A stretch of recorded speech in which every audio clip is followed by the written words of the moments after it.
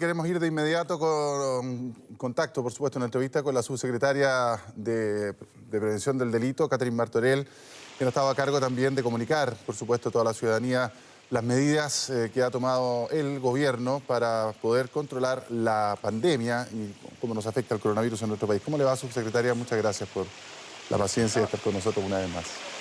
Hola, muy buenos días, José Luis, Priscila. ¿Cómo están también?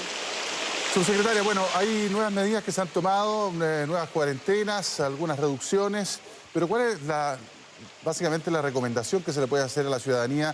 Porque se va a levantar la cuarentena en varias comunas y en algunos sectores también, y eso, por supuesto, puede alentar a que la gente sienta la libertad para salir en masa. Entonces, una cosa un poquito más, no tan técnico, sino que más bien del punto de vista de una recomendación que se le podría hacer a todas esas personas. Bueno, la primera recomendación es recordar que estamos viviendo una pandemia mundial en que han muerto miles y miles de personas y que en Chile estamos viviendo un estado de catástrofe, que la estrategia que ha desarrollado el Ministerio de Salud es ir analizando el comportamiento de la enfermedad día a día y tomando medidas relacionadas con ese comportamiento. Pero en ningún caso aquí se ha superado la pandemia o en ningún caso podemos sentirnos tranquilos ni por un segundo.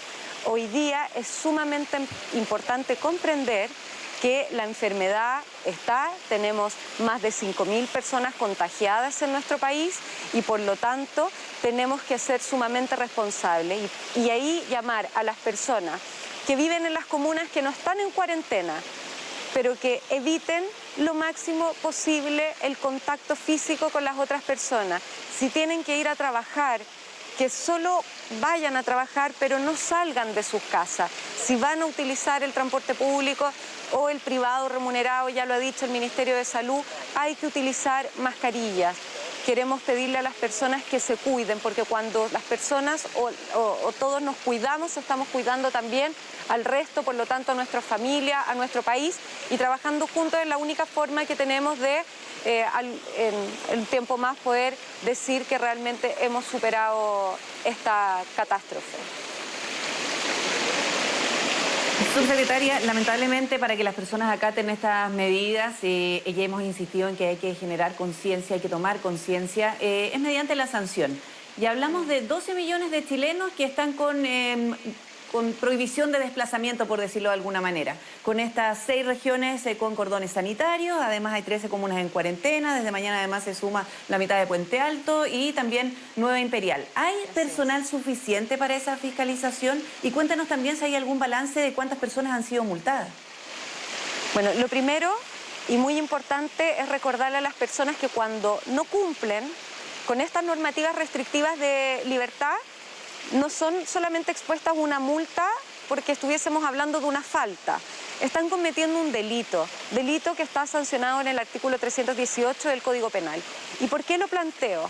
Porque a veces pareciera simple decir, bueno, voy a recibir una multa, después... No, aquí hay penas privativas de libertad asociadas a la comisión de este delito, es decir, podría una persona estar privada de libertad entre 61 a 540 días de presidio y eso además implica, por supuesto, tener antecedentes, ¿ya? Y además de eso, adicionalmente la multa.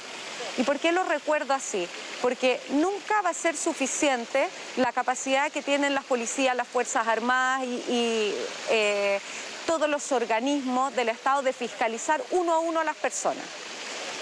Pero aquí hay 2 puntos que son clave. Uno, que las personas comprendan que están poniendo en riesgo su vida, la vida de su familia, que esto no se trata de, bueno, voy rápido, seguro que no me van a fiscalizar. No, porque la primera consecuencia es el riesgo a la vida. Y lo segundo que quiero recordarle a las personas es que esto no es una falta, no es que me van a pasar un papel y yo tengo que ir a pagar una multa. No, yo voy a enfrentar un juicio. La persona que no cumple con las medidas restrictivas de libertad va a enfrentar un juicio, una condena, va a terminar con antecedentes, puede quedar privado de libertad y las multas pueden superar los 50 millones de pesos. Entonces, uno quisiera no tener que recordar la importante sanción que está establecida en el Código Penal porque es un delito y que bastara con que fuéramos todos suficientemente capaces de entender que estamos poniendo en riesgo la vida de las otras personas cuando no cumplimos estas medidas restrictivas.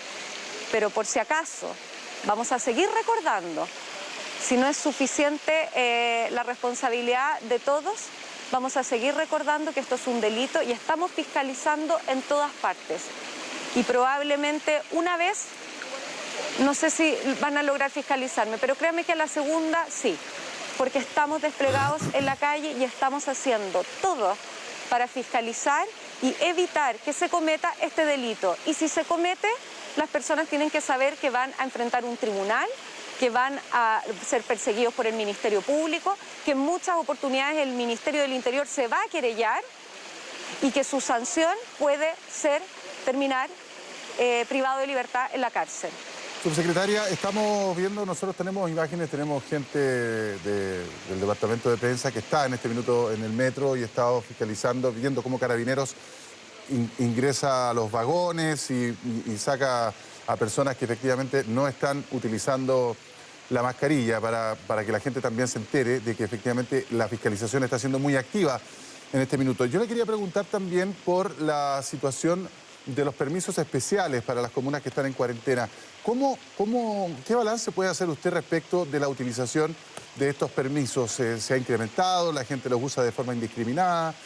¿Cuál es su balance, su visión respecto de ese tema? Bueno, lo primero es señalar que nosotros estamos haciendo una medición diaria del comportamiento. Entonces, lo que sí hemos visto que hubo un proceso de aprendizaje de las personas, de conocer la página, de entender cómo funcionan los permisos. Hoy día, cada día van aumentando la cantidad de permisos, pero tengo que señalar que han ido disminuyendo los presenciales. Por lo tanto, en ese sentido es una buena noticia. Y quisiera aprovechar de recordar que existen dos tipos de permiso a propósito de Semana Santa. Un permiso que es el temporal para las personas que se encuentran en cuarentena. Cierto que todos conocemos que este permiso para poder ir al supermercado, que ahora está restringido a 2 veces a la semana, el permiso para poder pasear mascotas media hora al día. En definitiva, todos los permisos los que están publicados en el sitio web de la Comisaría Virtual y que ya todos hemos ido conociendo. Pero hay un permiso que me interesa recalcar hoy día. Cuando comienza a regir el cordón sanitario de la región metropolitana, también del Gran Concepción y también de Padre Las Casas con Temuco, la restricción de ingreso y salida es muchísimo más estricta que la que existe en un sector donde hay cuarentena. ¿Quiénes pueden entrar y salir del cordón sanitario? Regla número 1, nadie, porque es una prohibición. Regla número 2, excepciones. ¿Quiénes están exceptuados? Primero, todas las empresas que por supuesto tienen que funcionar para generar el abastecimiento y los insumos básicos de las distintas comunas para mantener la calidad de vida de las personas. Pero ¿qué personas pueden? Hay solo 2 permisos que también están en la comisaría virtual y que se llaman salvoconducto. Uno, que es el caso de enfrentar un funeral o de tener que realizar un trámite funerario. Y el segundo es un tratamiento médico que no pudiera detenerse. Voy a poner un ejemplo. Hay personas que deben realizarse diálisis, otras quimioterapia y por lo tanto necesitan ingresar a la ciudad para poder recibir su tratamiento. Esos son los únicos 2 casos en que las personas van a poder entrar o salir del cordón. Está absolutamente prohibido el ingreso y salida y estas son las únicas 2 excepciones. Y quería plantearlas también para que se entienda la rigurosidad que va a haber en el control de los cordones y que además estos cordones están en todos los ingresos y salidas de la región metropolitana, por ejemplo, son 14 y nadie va a poder entrar y salir sin pasar por este control. Así que recordarle a las personas también la responsabilidad y que no lo intenten si no cuentan realmente con una situación de emergencia como la que estoy planteando, porque además de generar un taco, no van a poder ingresar.